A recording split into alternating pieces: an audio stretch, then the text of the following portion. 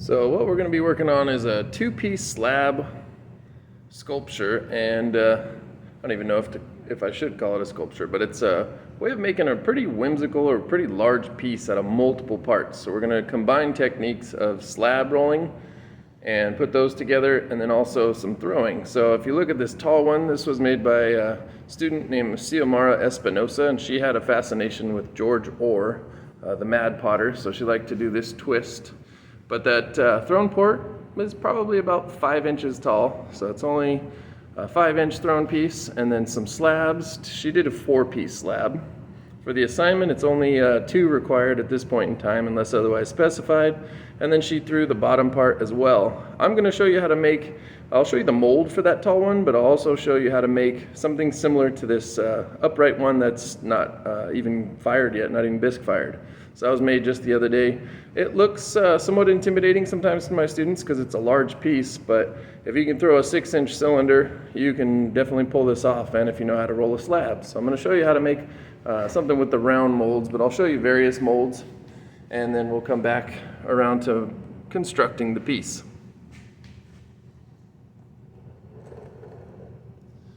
So I'll move these out of the way. I had to do some prep work as far as drying goes. And I'll explain that as we go. But this piece was made with a hump mold like this.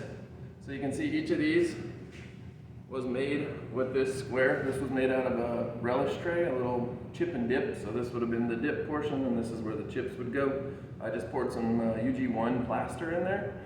So a bunch of these have been made by students or myself. Keep in mind, while you're building this, please do not use a needle tool because it'll leave vicious lines, ugly lines like this. You want to use a modeling tool on these. So this one, I would lay my slab on top, and you could leave it whole. CO on this assignment, she decided to cut out the middle just like this was cut out here. So she did a slab, and then she put the two together, which I'll explain a little bit better or a little more visually in just a minute. She could have left this as an entire box, so she could have stacked boxes. I've had students in the past put a piece on here and cut it in half. That still only counts as one piece. So sometimes my students will put one piece of clay on here, cut it in half, and say it's 2 pieces. It's not 2 pieces. You have to use 2 molds, okay, for the 2-piece slab. So I'm going to get that one out of the way here. And this giant, beautiful piece here. This student, by the way, was really, really brave. She decided after building this whole thing, she wanted to do a raku piece, which is pretty daring for something that has that many seams and has that much possibility to crack, but she went for it and succeeded. So it's always nice to be brave and get a nice piece like that. And she was kind enough to leave that behind with me. So I'm going to show you kind of how this was constructed. It was 2 parts on a slump mold just like this. Hump mold, the only difference between a slump mold and a hump mold, slump is something that's concave inside. So you'd lay the clay inside of a piece. Hump mold is something you lay over. It has a hump and actually protrudes. So I'm going to do something similar to this piece, but I'm going to do it probably a little different. I'll probably do it on its side for the sake of drying rates and things like that. So the parts that need to be made. So the first part, let me put that somewhere safe. Normally I would take this mold, this big of a mold, over to the potter's wheel. I'd take the tray off, do it on the potter's wheel, because the potter's wheel spins a little bit more because that concrete bottom on that Lockerbie is real heavy. But I'd lay the mold on the wheel. I'm using a banding wheel just to stay in one frame here. And I would center it. So just like we would center a cup on the wheel for trimming. Pretty heavy, can't tap center it. Okay, so pretty close to it. So I get it as centered as possible. Then I'm going to lay my slab on top. I've already rolled my slab out.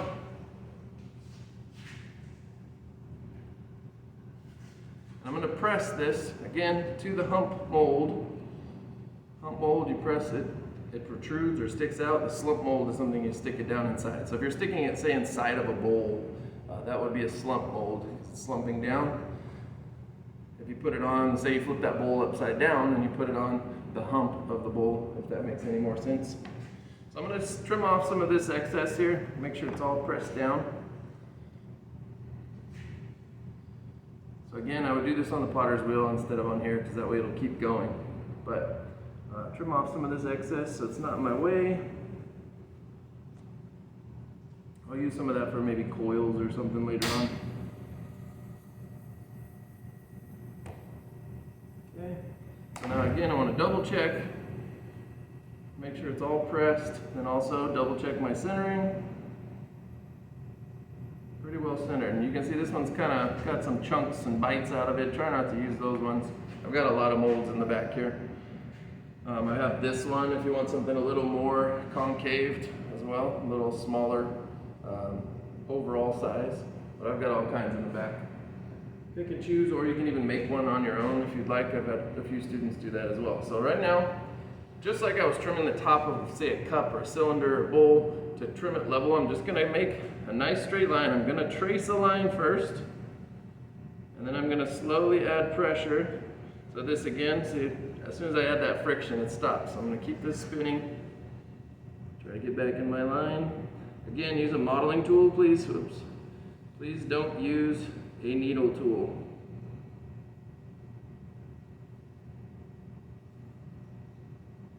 Back. So I want to make this as straight as possible. Everything in this project is about precision along the way. It just helps you construct it a lot better. So now I know I'm all the way through. Again, modeling tool because it doesn't cut into my plaster mold. A needle tool will dig into it, which I'll show you this one. This one's been around for probably 30 years, but a lot of students have used a needle tool, and there you can see all those little lines and everything. So there would be my first one. A lot of students ask me how I do that little simple swirl. I literally just take my finger and drag it out. And again, it's not enough spin for me, otherwise I'd do it again. Okay, so that's how I do the little swirl. Just draw it on with my finger when it's on the potter's wheel. So I have two that I already made, two molds. So I'm going to move this to the side and bring those out, because it does require some drying, otherwise they're floppy and they are really hard to put together. So I'll move my banding wheel out of the way.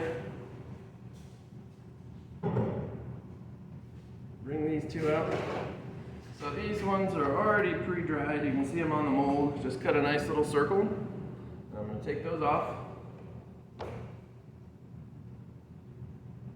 you can see they hold their shape, but they're still a little, it's leather hard, so it's still pretty malleable. So I don't want to be too rigid or too fierce, too aggressive with it. So I'm going to see how close these are together. I measure up the side. Once I cut one, I measure up the side of the mold.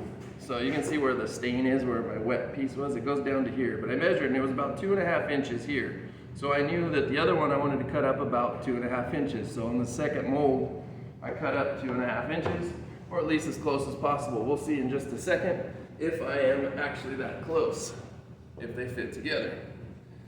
So now I'm going to have these two pieces. And again, it's a little floppy, but not much. I'm going to put this into this one. I can feel it moving on me already. So these are actually pretty close. If one piece was smaller than the other, say this one was smaller, I would fit it inside. I'd score and slip them together. Then I would take an X-Acto blade and I would cut around the one that was bigger just to make them even. I lucked out and they're pretty even. So I'm going to score and slip these two together.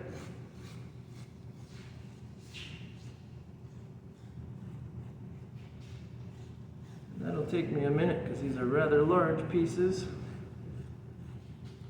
Again, this will have a thrown component, which I'll show you in just a minute. It's already pre-thrown because it needs some drying time. I think I let these dry for about 2.5, 3 hours, somewhere in that range.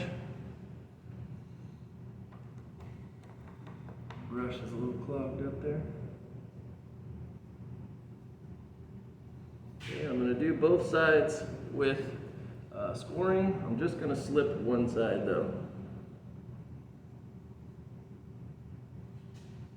I'm using my student's slip jar, not for authenticity, but for accessibility, and it's a little messy.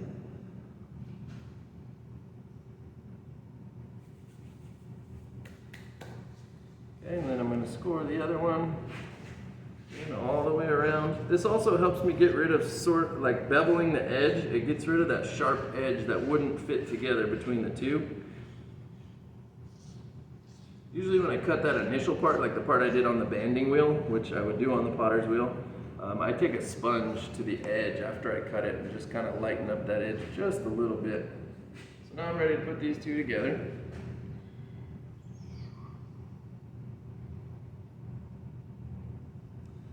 I'll be honest, I've made a bunch of these and they hardly ever fit together just right. This one's pretty dang close, which, I don't know, I almost wish wasn't the case, just for the sake of showing you how to cut it. Okay, when you do cut it, like say I had a piece that was a little bigger, say this bottom one was a little bigger, I would cut right along this edge. I keep the X-Acto blade to the piece and just cut right around here, all the way around, and I want it to be as clean as possible. Otherwise, when you take a sponge to it, it's a pain in the butt to clean up. You end up with little juts, like little edges jutting out. Okay. If it gets to a point, like this one has kind of a large gap, I could fill that in with a coil if need be. For the sake of time, I'm not going to do that right now. Yeah, you can see it's pretty close. This edge is a little big here, so I'm going to cut that just a little bit. I'm going to go all the way around first just to make sure. Yep. Okay, so again, I'm glad I get to show this, but I'm going to take my X-Acto blade, cut in, and just stay using the top one as my mold. Cutting around. See that little slip right there? That's going to need some cleanup with the sponge later because I slipped off of my edge.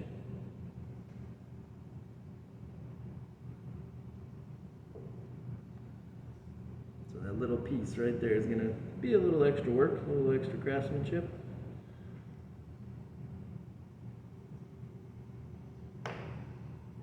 Okay, so now I could turn this thing any number of ways. I'm just giving a little added pressure to make sure it doesn't come apart on me when I lift it. There's a little excess here too, so I'm going to cut that off.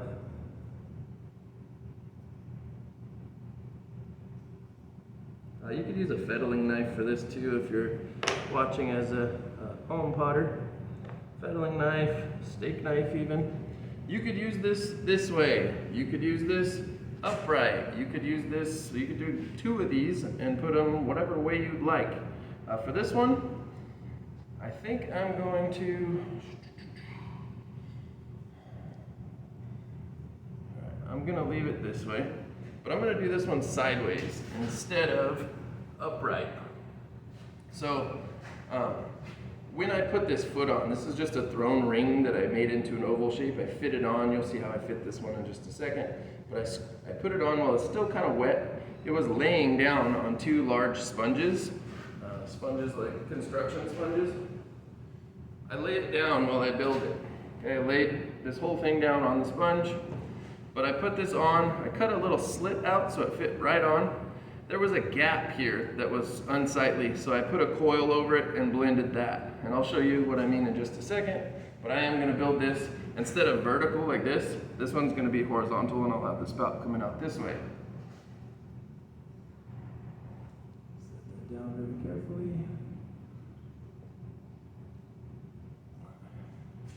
So this one again, I'm going to leave this way. I'm going to bring in my spout. This is the thrown portion. So again, we're combining techniques. This one was thrown yesterday. I let it dry for about 2 hours, so it's pretty wet. If I were to, I already cut it with a needle tool while it was on the wheel. Still pretty soft. So I'm going to put this one on this way just to show you. But if I wanted to put this on vertically like I did the example, I would cut slits in the sides of even height and try to get them of even width. Sometimes I'll draw a small sliver on, or like what I'm gonna cut out on a piece of paper so that I know I get them the same on both sides. And then I would attach this up here. Doesn't look like it fits, like this sticks out super far, but what I did on the other one was I pressed that clay down. It's still wet enough to move. I pressed it down, then I added a coil in there and blended it both directions, okay? With this one, later on I'll clean that seam up, but right now I'm not gonna worry about it for the sake of time. I'm gonna go ahead and put this together with the spout, and then I'll do the craftsmanship another time. So I know this spout is gonna go somewhere around here, so I'm gonna trace a line with my needle tool. I'm actually gonna put this on the back on the banding wheel just to find the center.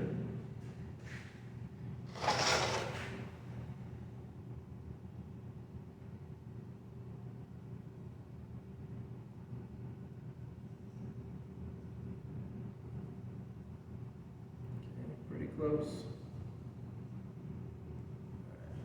So I'm going to see where this would fit right in the middle. Those little swirls I draw on there also help because you can see right where the middle spot is where I placed it. But I'm going to take my needle tool and draw a line. Okay. I know I'm going to cut out that little circle inside there at least. I'm going to I'll draw a line inside. I'm not going to cut that exact line. That's just to give me an idea of where my spout's going to go. So right now I'm going to draw a nice straight line so I don't, right inside. So I'm going to cut that circle out, the one I just marked.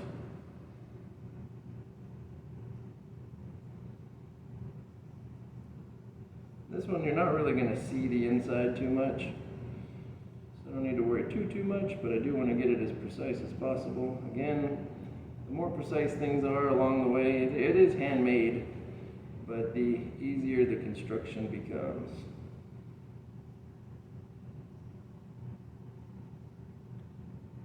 Okay, so I'm going to take a little sponge to the inside of that, a little bit of water. You can see this little jutting right here, not so clean.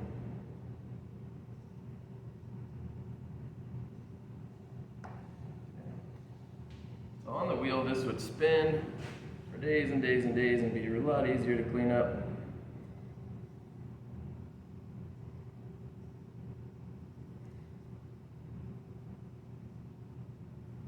Okay, and that first mark that I put on the outside will also show me where I need to score, but I want to double check this before I scratch up my piece. So double checking my centering here. And then also on my top piece. So right there, it hit my finger, so I know it needs to go a little bit this way. There we go.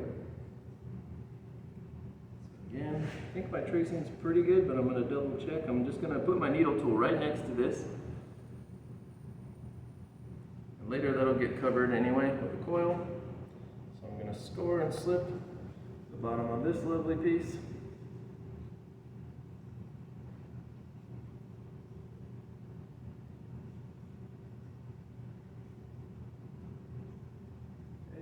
Score inside my lines.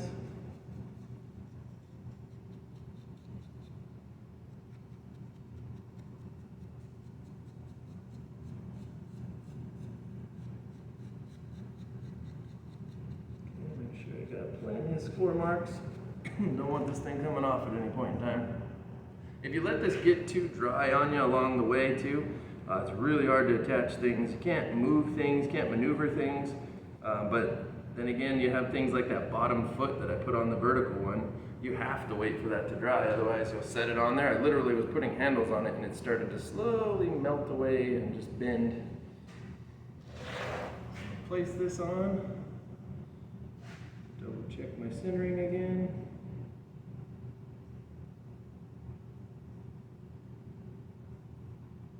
Okay, good. So I'm going to add a little pressure from the top. I don't want to cave this in, but I want to make sure it adheres. Then I'm going to take my finger and just kind of clean this little edge up. if this were to be perfect, technically I wouldn't need a coil, but there's a huge gap there. So I'm gonna roll a coil out with my excess trimmings here. Move this over.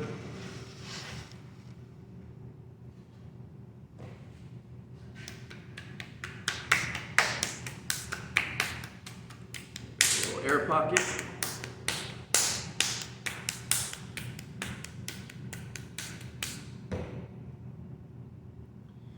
Roll this out. Probably need about 10, 12 inches of coil. So I may even do that in 2 parts.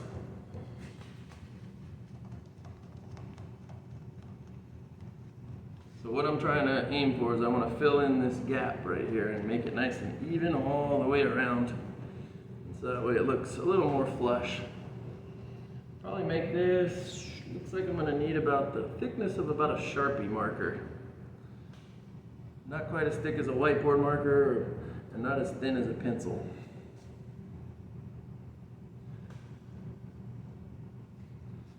Looks like I will probably be able to do this with 1 coil. So, yeah, and this is one of those pieces that can make you look like you can make a lot larger pieces than you may be able to throw on the wheel. Some people can throw Sasquatch at pots, more power to them. Some people can only throw 5, 6, 7. This one you'd only need to throw, I think this is about 8, 9 inches maybe, and that's larger than you really even need. Alright, so this, I'm going to thin it out just a little bit more.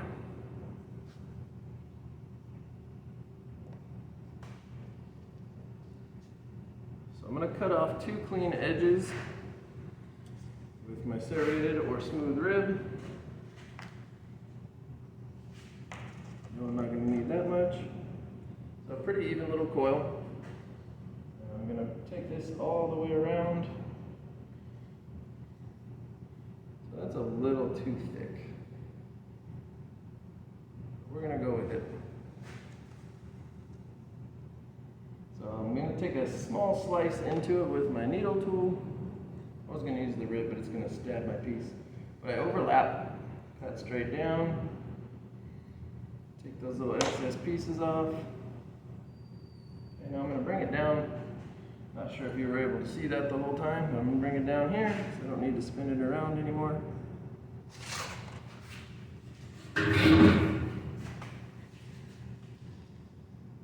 So if I were just going to adhere something like this, say I made a braid or something to, for creativity, I could leave this as is, and because I'm going to blend this, I don't need to score and slip it. Okay?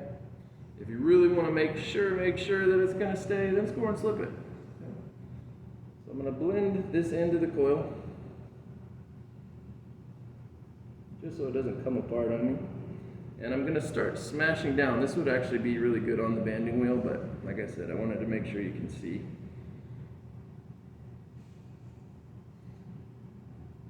And this will actually extend the length of a coil too. So if your coil is just slightly too short, smash it down a little bit. And it'll bring it back around. So now I'm going to have to cut another little sliver off, because it got a little too long over here. So cut out about 1/4 inch.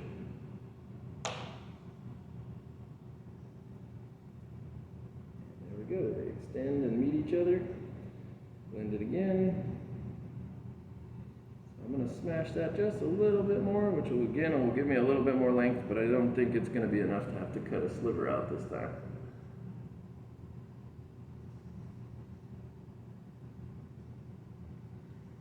After I do that, I like to make sure, because it has all these little finger bumps in it, I like to make sure it's a little bit more flat, so that way when I blend it's more even.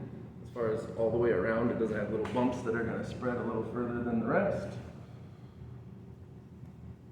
Okay, so I'm going to take my sponge with a little bit of moisture and come around here, dig my fingernail into my whole piece. So we are almost there. I am going to show the blending of this.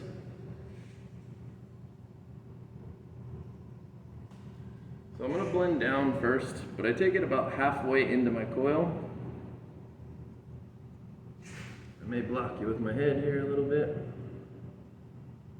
And I like to do, it looks like I'm flying, but I like to just take it halfway into the coil and really go small little baby steps.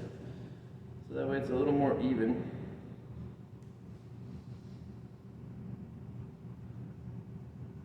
Instead of just jumping around all over the place. Allows me to see where I need to go back to as well.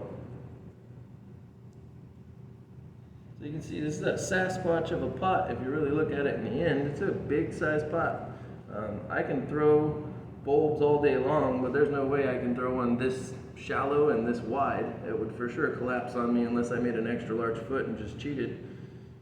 But throwing it in this actual fashion would be a challenge. Huge challenge for me. So now I'm going to blend upwards.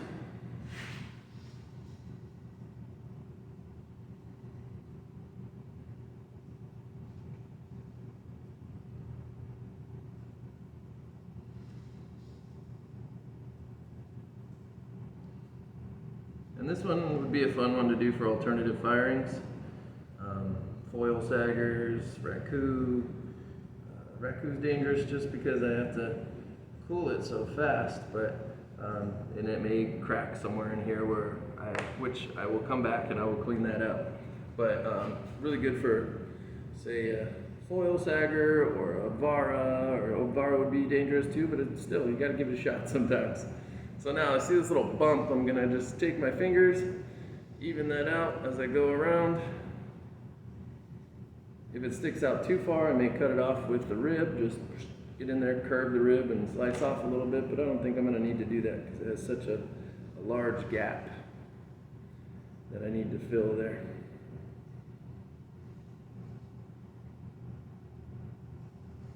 So sometimes I go and I blend it with my finger like this, and then I got to go back and blend this little jutting out piece back in there. Sometimes it's necessary, like right here, there's a big gap. I may even need to go back with a little bit more clay and really get in there and clean it up. I'm going to show you the blending all the way around until I get it close, but the fine tuning, that'll happen while I sit here with a sponge and do the not so appealing to the crowd part, which is fine tuning and craftsmanship. This will be a lot of sponge work, probably, I'd say an hour or two, at the most, 2 hours. Taking longer than that, I'm slacking. So like right down here, I know I didn't blend quite enough because it's not all the way down to my little flying saucer here. And that. And this one, this is the area I was probably reaching for at the very end, so I'm going to blend that a whole lot better. Really dragging clay across here, even it out. And then the gaps at the end, I may roll another coil, and just like this gap right here, may roll a coil in there, a little small one about the size of a pencil, and blend it both sides. We'll see when I get there after I'm done blending all of this.